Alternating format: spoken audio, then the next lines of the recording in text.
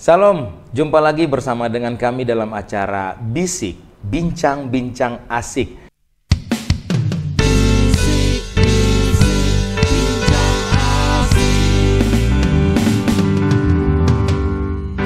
Bersama dengan saya, Aprilianto Silitonga, akan menemani Bapak, Ibu, dan Saudara-saudara beberapa menit ke depan bersama dengan tema perceraian. Wah, ini tema yang luar biasa ya, Bapak, Ibu ya. Yang unik nanti ini, walaupun memang sudah umum ya, nanti kita akan ditemani dengan satu narasumber yang menjadi penjawab untuk kita semua. Saya mengundang Ibu Nastiti Puspita Rini. Selamat datang Ibu Nastiti di acara Bisik. Pak April, terima kasih. Saya berterima kasih diberi kesempatan untuk bisa duduk bersama dan berbincang-bincang tentang satu topik yang memang sampai sekarang masih hangat dan mungkin akan terus berkelanjutan sampai seterusnya, karena ini berbicara tentang yang namanya pasangan manusia laki-laki dan perempuan. Terima kasih Pak April untuk kesempatan ini. Terima kasih Bu, boleh hadir bersama kami di acara Bisik, Bincang-Bincang Asik. Nah, Bapak, Ibu, dan Saudara-saudara, kita akan lanjut memulai acara ini bersama dengan satu tema, perceraian. Ibu, saya akan bertanya ini Bu, kira-kira menurut Ibu, apa itu perceraian Bu? Menurut secara umum ataupun secara Alkitab, secara kekristenan. Boleh Ibu jelaskan ke Ibu? Sebelum saya membahas tentang perceraian, ternyata pernikahan atau perkawinan itu diatur loh Pak di negara Indonesia. Ada undang-undang yang mengatur tentang perkawinan. Undang-Undang nomor 1 tahun 1974. Saya baca ya Pak April ya, bahwa perkawinan adalah ikatan lahir batin antara seorang pria dan seorang wanita. Seorang pria dan seorang wanita sebagai suami istri, mereka membentuk satu pernikahan rumah tangga. Dengan tujuannya adalah membentuk keluarga yang bahagia dan kekal berdasarkan kepada ketuhanan yang Maha Esa. Jadi perkawinan itu laki dengan perempuan jadi satu, bentuk keluarga. Tujuan keluarga bahagia dan kekal. Dan ternyata ada juga perceraian Pak. Jadi kalau begitu apa itu perceraian? Perceraian itu berarti kan putusnya ikatan antara laki-laki dan perempuan. Mereka tidak lagi menjadi suami istri karena ikatan itu sudah putus. Begitu Pak. Dan secara umum maupun secara alkitabiah intinya sama. Putusnya ikatan antara laki-laki dan perempuan. Tidak lagi dalam bentuk hubungan suami istri, tidak ada lagi ikatan. Demikian. Iya Bu, terima kasih. Nah jadi Bapak, Ibu, dan Saudara-saudara, kita mengerti pemahaman yang pertama yang dijawab oleh Ibu Nastiti tadi. Perceraian itu adalah putusnya suatu hubungan antara laki-laki dan perempuan yang sudah diatur dalam undang-undang tentang pernikahan tadi, sudah dibacakan oleh Bu Nastiti ya. Bu, selanjutnya Bu, saya mau bertanya nih, kira-kira menurut Ibu perceraian ada perceraian terjadi di sana, di kalangan A, di kalangan B, dan seterusnya. Kira-kira menurut Ibu ini penyebabnya apa ya Bu ya? Iya Pak April, kita memang sering dan sekarang itu sepertinya tipikal pernikahan itu seperti itu ya Pak ya. Mudah sekali. Kalau kita baca berita baru berapa bulan sudah bercerai. Ya, ada beberapa faktor untuk terjadinya perceraian. Ada banyak Pak. Tapi salah satunya mungkin motivasinya tidak benar waktu menikah. Bisa jadi motivasi itu mencari status Pak. Mencari status. Mungkin juga ya karena usia sudah sekian kok belum menikah, masih lajang. Jadi sudahlah saya mau menikah asal saja dia sembarangan menikah. Itu bisa motivasi. Bisa juga kalau kita dengar Pak, mahar, mungkin karena mahar itu Pak ya. Dapat sekian ratus juta. dapat harta benda, rumah, 2 bulan kemudian dia pisah. Apa motivasinya? Kembali kepada motivasi ya Bu ya. Motivasi. Masih banyak lagi Pak, kita tidak tahu apa motivasi seseorang ketika mau menikah. Itu pertama penyebab terjadinya perceraian. Motivasi. Ya. Yang kedua Pak, komunikasi. Komunikasinya tidak lancar atau tidak ada komunikasi yang baik antara suami dan istri. Suami di mana, istri di mana. Iya. Tidak ada waktu untuk duduk bersama, tidak ada waktu untuk ngobrol, makan bersama, tidak ada waktu. Datang hanya malam, pulang tinggal tidur. Tidak ada komunikasi sama sekali dalam rumah tangga itu. Bertemunya hanya di tempat tidur. Bertemunya hanya di tempat tidur. Itu sudah ngantuk. Iya. Nggak ada lagi kesempatan untuk berbincang atau apa. Satu tidur hadap sana, satu tidur hadap sini ya Bu Itulah ya. Dia, Kapan Pak. ngomongnya ya Bu? Itulah. Ya itu antara lain. Iya. Kemudian yang selanjutnya ini menurut saya ada intervensi dari pihak ketiga. Bisa pihak ketiga itu bisa orang tua, bisa mertua, bisa saudara. Itu intervensi. Harusnya sesuatu ketika kita menikah suami istri ini, dia harus semua yang dia pikirkan ada masalah atau apa, berdua inilah yang harus menyelesaikan. Tidak perlu ada orang ketiga yang masuk. Iya. Kalau ada orang ketiga yang masuk, bubar Pak, nggak menyelesaikan. Iya. Kemudian juga misalnya sudah sekian lama tidak menikah tapi tidak punya anak. Ini merupakan faktor juga. Iya, lalu orang tua atau mertua itu kapan kasih saya cucu? Iya. Kapan ini dengar telinga ini dengar terus kapan. Iya. Itu kan mengganggu dalam satu pernikahan. Kemudian bisa juga misalnya ya maaf ini orang tua menuntut setiap bulan harus kirim untuk keluarga. Seperti itu juga salah satu hal yang bisa merusak satu pernikahan. Pernikahan juga bisa rusak karena ada pil dan will, Pak. Benar, pil dan mungkin will, di luar sana lebih bagus, lebih indah, lebih apalah segalanya lebih, itu bisa tidak setia dalam pernikahan. Pria idaman lain, wanita idaman lain, dan yang terakhir juga Pak ada ketidakdewasaan dalam menata satu masalah. Rumah tangga itu nggak lurus-lurus ya Pak ya. Iya. Ada riaknya, ada ombaknya ada yang kecil, mungkin ada yang besar. Sekarang bagaimana menata itu masalah? Tidak dewasa melihat masalah, tidak dewasa menanggapi, menyelesaikan masalah, itu juga bisa menjadi masalah. Sehingga menikah itu kita harus hati-hati. Menikah juga kita harus melihat faktor usia. Sekarang umur 12 tahun juga sudah ada yang menikah Pak. Padahal itu masih masa bermain.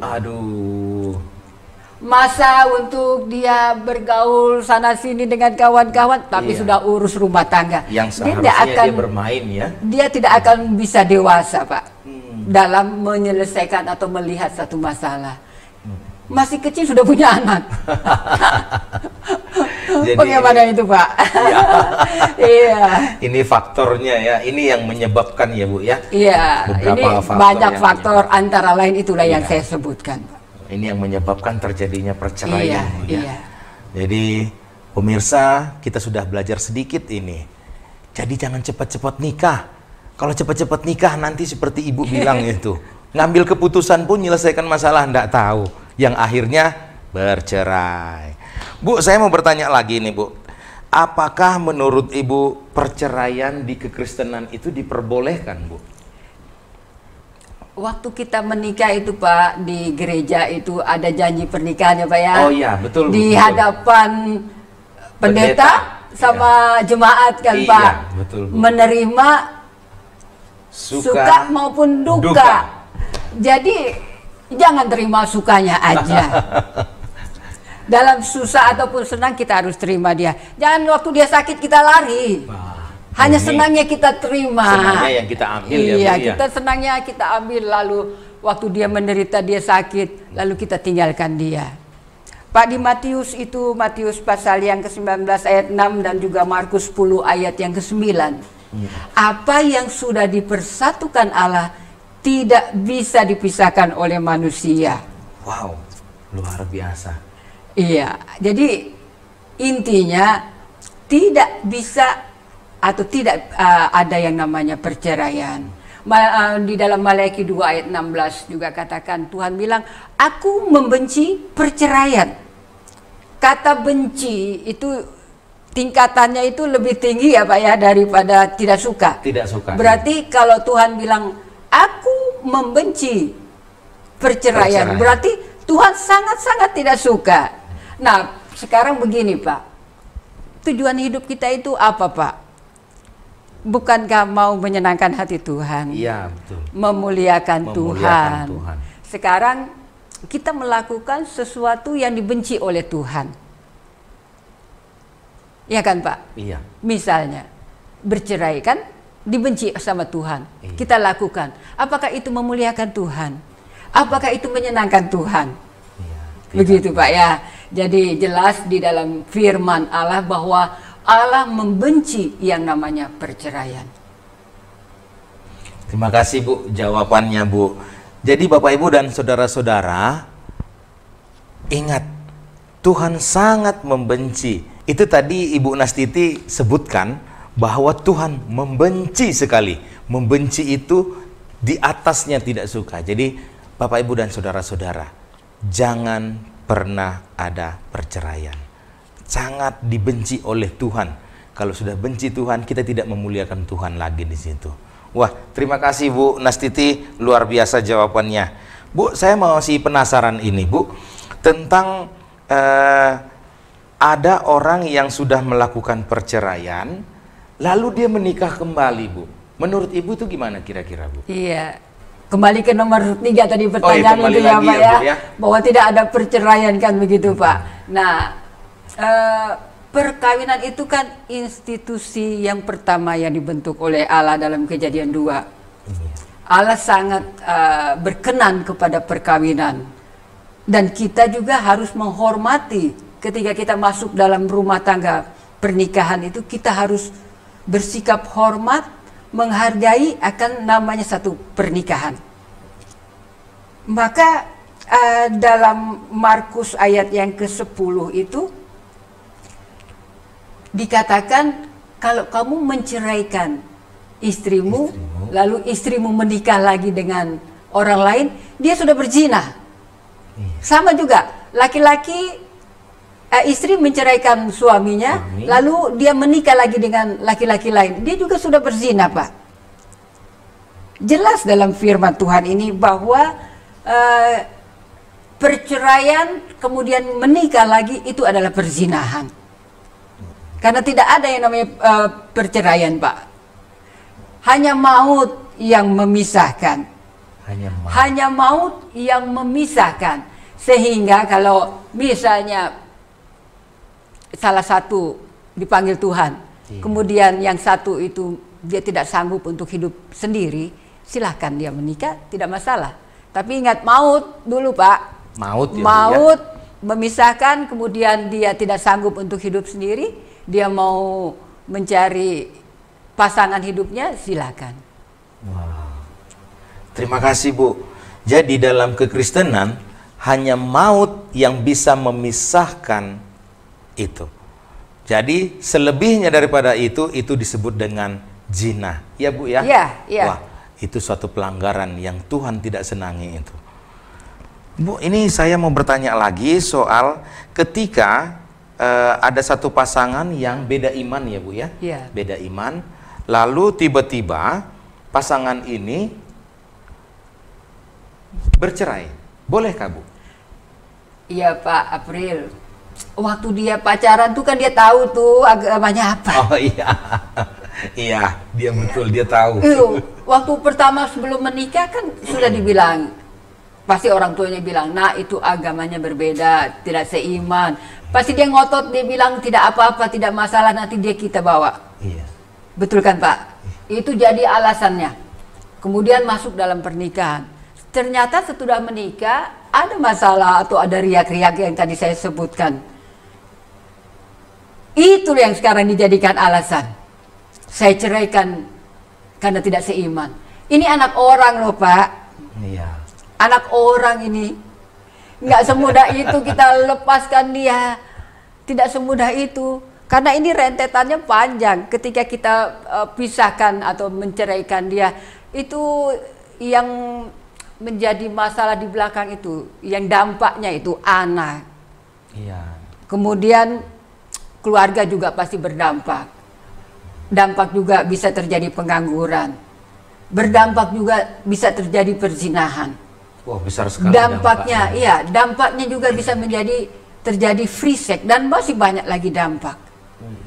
Firman Tuhan dalam 1 Korintus 7 ayat 12 dan 13 dikatakan, kalau ada saudara yang beristrikan seorang yang tidak beriman, jangan ceraikan dia. Setialah dalam perkawinan. Setia dalam perkawinan. Artinya tetap hidup dalam rumah tangga dan dalam sikap kita, perilaku kita, teladan kita, itu bisa membawa dia percaya kepada Tuhan. Iya. Jadi jangan sampai ini dijadikan apa ya Pak, alasan untuk berpisah. Iya. Iya, saya pikir itu Pak. Karena tidak seiman, maka kita seenak-enaknya pisah. Padahal di awal kita sudah tahu ya Bu ya, bahwa dia tidak seiman. Lalu seperti itu yang kita buat sesudah menikah. Oh, ada masalah dalam pernikahan. Kemudian pisah karena tidak seiman. Itu kan alasan yang dibuat-buat Pak. Oh, akhirnya iman dijadikan kambing hitam ya Bu ya. Nanti kita cari kambing putihnya. Iya. Iya Bu, menurut Ibu ini kira-kira cara mengatasi supaya tidak terjadi perceraian itu seperti apa ya Bu? Iya Pak, terima kasih jawab pertanyaan ini Pak. Supaya tidak terjadi perceraian. Ini saya umpamakan seperti kutub utara dengan kutub selatan bersatu ini Pak. Ya, Bu. Ini beda banget. Beda semuanya Pak. Kepribadian beda, temperamen beda, karakter beda, latar belakang budaya beda, kemudian apalagi masih banyak-banyak lagi perbedaan. Jadi ini jadi satu, ini memang nggak mudah menyatukan dua kutub ini, tidak mudah. Nah, sekarang masuk dalam perkawinan. Ini bawa ego masing-masing ini Pak, iya kan? Ini bawa ego. Yang satu dengan juga dengan keperbedaan. Iya. Cara kiatnya itu Pak, satu, jangan bawa ego masing-masing. Oh iya. Jangan pasang ego, saya harus. Saya lebih utama. Ini bubar Pak. Perkawinan pasti akan bubar kalau saya harus seperti ini, saya harus dan saya harus lebih utama dan seterusnya. Jangan pasang ego. Satu ya Bu ya. Jangan pasang ego. Yang kedua, terima kekurangan dan kelebihan masing-masing Pak. Jangan terima lebihnya aja. Kita ini menikah bukan dengan Batman, bukan dengan Superman, dengan Iron Man, atau dengan men yang lain itu. Kita tidak menikah dengan yang super itu Pak. Kita menikah dengan manusia yang ada kelebihan dan ada kekurangannya. Terima dia. Ketika kita menikah ada kekurangan ya, jangan jadi kekurangan itu untuk menjadi satu cara untuk bercerai. Justru ketika kita bersatu itulah, maka ini saling melengkapi, saling menolong. Satu dengan yang lain. Iya, satu dengan yang lain.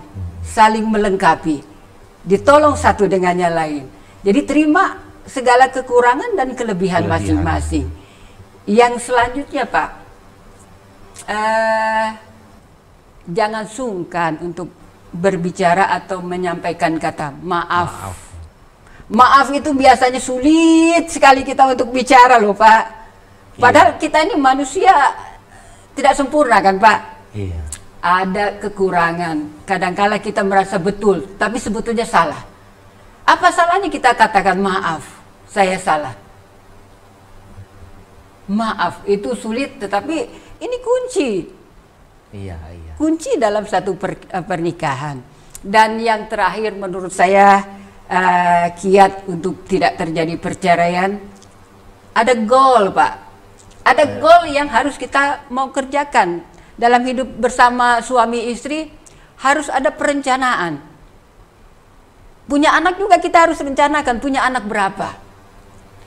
Jangan sampai istrinya minta Pak 2 aja ya, tapi bapaknya minta 10 atau minta 5. Iya.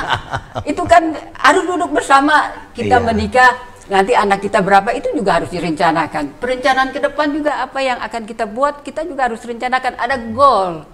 Jadi kalau ada goal itu seperti ada spirit, ada semangat untuk berjuang bersama, untuk meraih satu target kita bersama, begitu.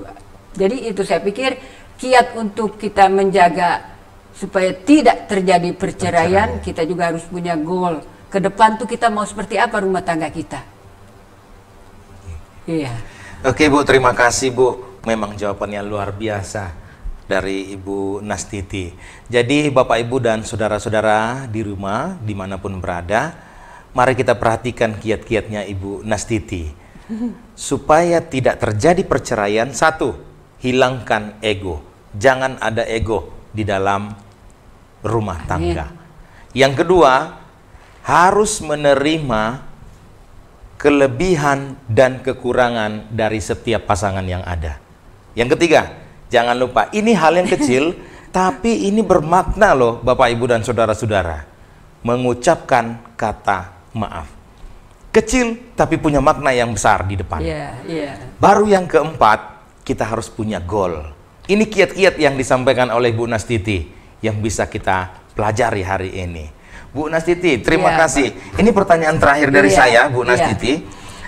Menurut Ibu, wejangan apa yang bisa Ibu sampaikan untuk Bapak Ibu pemirsa yang ada di rumah? Ya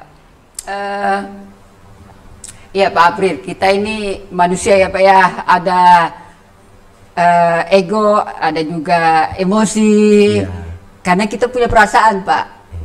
Satu, wejangan saya ini, ketika kita sedang tidak stabil atau kita sedang emosi, jangan sekali-kali mengambil keputusan.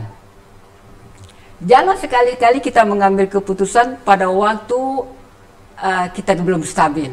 Artinya emosi sedang dalam hidup kita ya, situasi yang tidak baik. Jangan kita ambil satu keputusan. Biasanya keputusannya malah jauh lebih buruk. Memperburuk ya. Iya, memperburuk keadaan. Yang kedua, satu juga Pak, jangan sampai keluar dari mulut kita ini Pak, ketika ada masalah, kata cerai. Jangan sekali-sekali Bapak Ibu, ketika kita menghadapi persoalan, mulut ini keluar kata, kalau begitu kita pisah, kalau gitu kita cerai, mungkin ini yang terbaik. Jangan sekali-kali keluar kata-kata itu dari mulut kita Pak. Yang ketiga, wejangan saya kasih. Kasih itu mengikatkan, memperkokoh satu pernikahan. Jadi sesulit apapun, masalah apapun, tantangan apapun, kasih inilah yang memperkokoh, yang menguatkan dalam pernikahan. Iya Pak. Dan terakhir ini, karena saya perempuan, ya, Bu. jadi saya mau bicara juga dengan para penonton, semua kaum perempuan secara khusus mungkin Pak ya. Iya. Ini wejangan saya. Setinggi apapun pendidikanmu, sehebat apapun kedudukanmu, sepintar apapun IQ-mu, atau apapun, secantik apapun engkau, ingat ya, hormatilah suamimu, tunduklah kepada suamimu, taatlah kepada suamimu. Jangan karena engkau merasa lebih tinggi jabatan, lebih tinggi kedudukan, lebih tinggi pendidikan, lalu semena-mena terhadap suami. Ingat itu, firman Tuhan bilang apa? hormatilah suamimu, tunduklah kepada suamimu. Itu ibu-ibu, saya memberi sedikit wejangan untuk kaum ibu. Jangan lupa suami kepala rumah tangga, maka rumah tanggamu akan aman. Ya, terima kasih Bu. Saya coba garis bawahi yang terakhir sekali. Tunduklah pada suamimu, walaupun sekarang posisimu ada di atas, tapi tunduklah sama suamimu. Wah, luar biasa. Terima kasih Ibu Nastiti sudah bersama dengan kami dalam acara Bincang-Bincang Asik di acara Bisik dengan tema perceraian. Kami boleh mendapatkan pencerahan-pencerahan baru, kami boleh mendapatkan jawaban-jawaban yang menyegarkan pikiran kami, hati kami, untuk kami bisa menjalani kehidupan rumah tangga. Terima kasih Bu atas kehadirannya. Sama-sama Pak, terima kasih jawabannya. Hari ini bisa bertemu bersama dan berbincang-bincang. Ini bicara soal yang namanya manusia ini Pak. Karena bicara perceraian ini manusia yang bercerai. Ya, betul Bu. Jadi ada di sekitar kita dan sampai kapanpun kita akan berhadapan dengan hal ini. Tapi ingat firman Tuhan, apapun tidak bisa menceraikan kecuali maut. Maut. Iya. Terima kasih Bu, luar biasa wejangan yang Ibu sampaikan. Nah, maka Bapak Ibu dan saudara-saudara pemirsa yang ada di rumah, cukup sekian dan terima kasih untuk Ibu Nastiti boleh menyampaikan jawaban yang baik untuk kita semua. Untuk yang merasa diberkati pada tayangan ini, mari silahkan boleh like, komen, dan subscribe di tayangan ini, dan kita berjumpa di lain waktu. Sebelumnya saya akan mengajak kita untuk berdoa menutup sesi kita hari ini. Mari kita satu dalam doa. Tuhan Yesus, terima kasih untuk bersama kami boleh berbicara tentang perceraian. Ibu Nastiti yang boleh menyampaikan kepada kami boleh diberkati Tuhan. Dan kami mengucap syukur, biarlah pembicaraan kami, bincang-bincang asik kami ini boleh memberkati banyak orang Tuhan. Terima kasih Bapa, berkati Ibu Nastiti yang terus menjadi berkat bagi kami Tuhan, berkati dia. Di dalam nama Tuhan Yesus kami berdoa dan mengucap syukur. Amin. Amin.